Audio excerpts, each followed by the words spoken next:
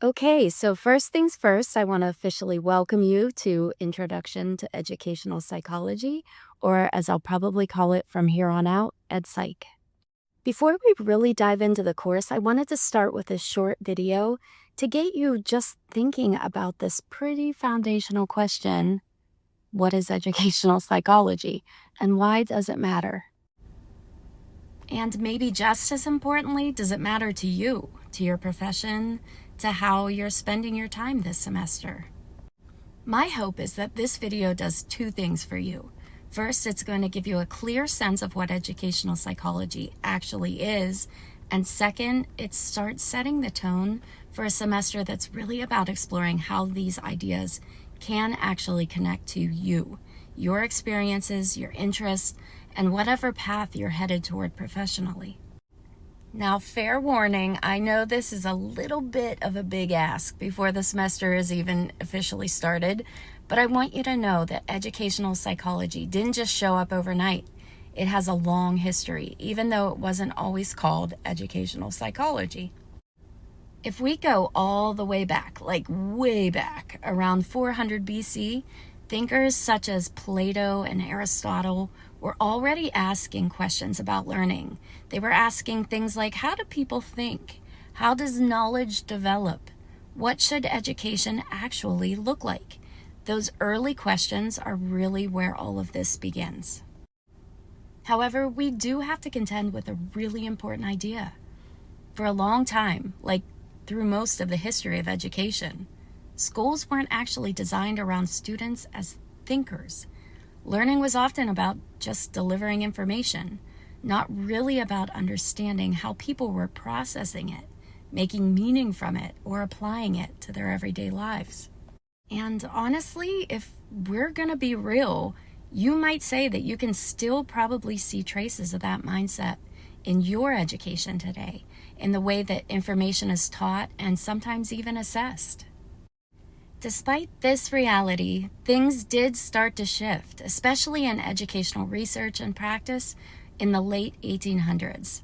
Around 1890, there was a fella named William James who began speaking directly to teachers about psychology and why it actually mattered in the classroom. And this was kind of a big deal. It was one of the first times that teachers were really encouraged to think about students as individuals, with their own thoughts, their own emotions, backgrounds, and differences that actually mattered. So William James also taught and influenced some pretty significant figures.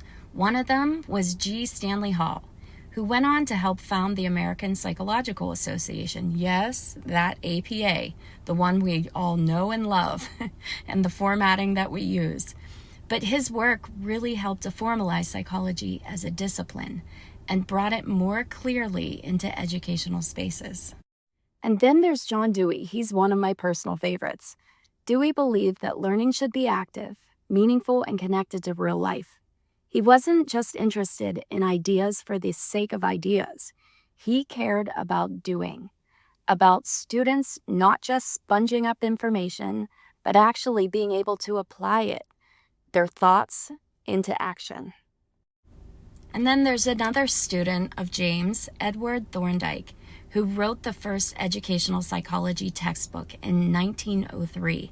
And while that sounds like a really long time ago, in the grand scheme of education, this was a pretty new way of thinking, especially the idea that students come into learning spaces with their own experiences, personalities, and ways of understanding the world. So when we talk about educational psychology today, we're really talking about this. What happens when someone teaches something to someone else in some setting?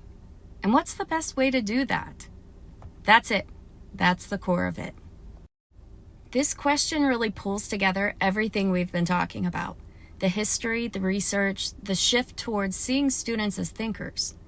And this is how we'll define educational psychology together in this course. I'll also tell you right now, it's way bigger and more relevant than you might be expecting. Which brings us to a question I know some of you are probably already asking yourselves. Is this course for me? And I get it. You might be thinking, okay, this is another requirement I need to check off my list on the way to graduation. But I really hope, truly, that you'll give yourself the chance to see this course as more than that. Even if it's a general education requirement for you, my hope is that you'll engage with these ideas and work to figure out how this course can actually support your learning process, help you become a stronger student, and eventually a more thoughtful professional. And very honestly, if you plan to teach, support, coach, train, mentor, or help anyone learn anything, whether that's in a classroom, a hospital, a clinic, a workplace, or somewhere else entirely, then my answer is a very confident yes. This course is absolutely for you. And I really do hope to instill that belief in you as we move forward together. One of the biggest reasons educational psychology matters right now is because of the real lives our learners are living. Our classrooms and learning spaces are more diverse than ever, and that's an amazing thing. It's a strength. It reflects our world and our values, but it also means that students, patients, and clients come to us with very different experiences, backgrounds, and needs. EdPsych gives us the tools to understand those differences, not just to notice them, but to respond to them thoughtfully and compassionately. And that's where this course really starts to matter. And this is where educational psychology starts to move from theory into real life. Because once we ask the question, what happens when someone teaches something to someone else? We also have to ask, who are our learners? And what are they carrying with them when they show up? Right now, about 16% of children in the United States, nearly 12 million kiddos, are living in poverty, and about 1 in 12 lives in extreme poverty. Now, extreme poverty means that families are struggling to meet the most basic needs like food, housing, and health care. We are going to go much deeper into this in class, including how poverty is defined and what this word really means. But for now, just know that this is something that we are going to explore thoughtfully and together. I want you to sit with this statement for just a moment. Poverty is not a lack of ability. Give yourself a moment to really think about that. How does this statement land with you? Do you believe it? Or do you find yourself holding assumptions about what poverty means or what it says about a person? And this is where I'm going to be very direct about something important. Political affiliations, while it's a part of who we are, I'm also going to encourage you to check it at the door during our time together. Now, that doesn't mean that you're not going to be encouraged to share your thoughts, your beliefs, your assumptions about certain topics. You are absolutely going to be encouraged to do so, but you'll do so through a slightly different lens of a developing professional self, not as a politician looking to further an agenda on either side.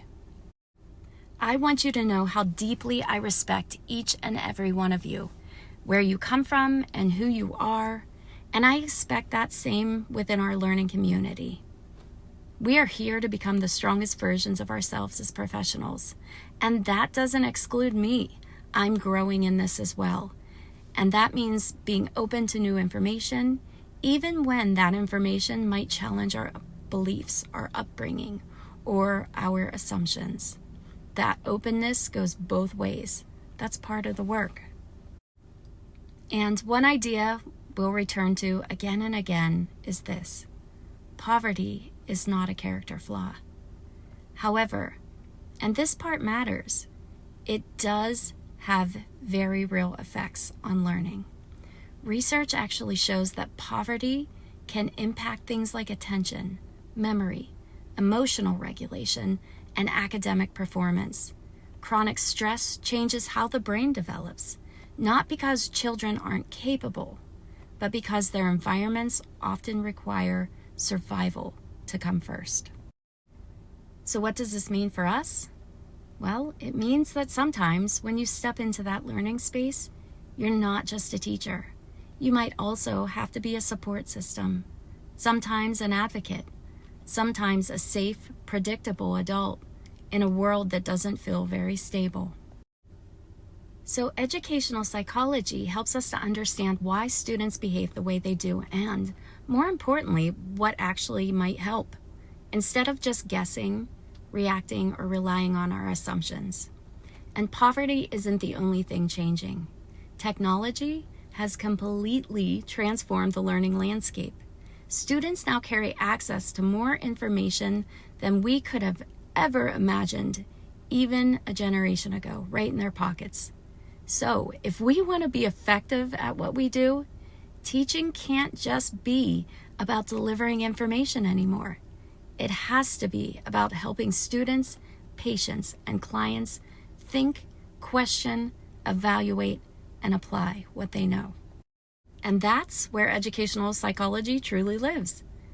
It's just at the intersection of learning science, psychology, neuroscience, education, instructional technology, and so on. It's going to pull from all of these disciplines. I'm going to really encourage you to pay attention to our learning objectives.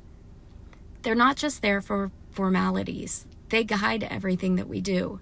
The course is going to be organized around 5 big ideas. The first being development, second, learning and motivation, third, student diversity, fourth, teaching and learning environments, and fifth, assessment. You'll see these themes show up again and again. We're not just going to cover something and then move on. You'll be encouraged to explore these ideas individually and then together, broadening your lens for your future profession. And finally, I want to share some of my personal intentions for you for this course. One thing I want to be really, really clear about as we move through this course is how I want you to engage with the research and ideas that we're going to explore together. I want you to develop your own authentic academic voice. My goal is not for you to sound robotic, scripted, or like you're just repeating someone else's words. I don't want academic language to feel like a costume that you have to put on for class and then take off the moment you leave. What I care about is that you learn how to talk about these ideas in your own voice, with your friends, with your loved ones, while you're still being grounded in that research. So that means being able to have conversations with one another that are thoughtful, informed, and evidence-based, but that can still sound like you. So we're not just looking for this is what the research says, and not just this is how I experienced it, but a meaningful combination of both. I want you to leave this course feeling confident, having research-based conversations, not relying only on opinions or personal experience, but also not losing your authenticity in the process. Just because something has always been done a certain way doesn't mean it was the best way.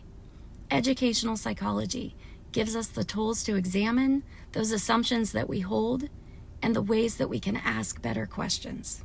My ultimate hope is that you find at least one area in this course that genuinely interests you, maybe even excites you. And I know that that can sound a little strange coming from a course, because that's not always the way that we're taught to think about learning. But that's exactly what we're here to do together, to open our minds to what we're learning and what learning is really about. Because here's the truth, the more we learn, the more we realize how much we don't know. And that's not always easy to sit with. I've had to wrestle with that myself after a lot of schooling. What I've come to realize is that not knowing isn't a weakness. It's actually what makes you a scholar.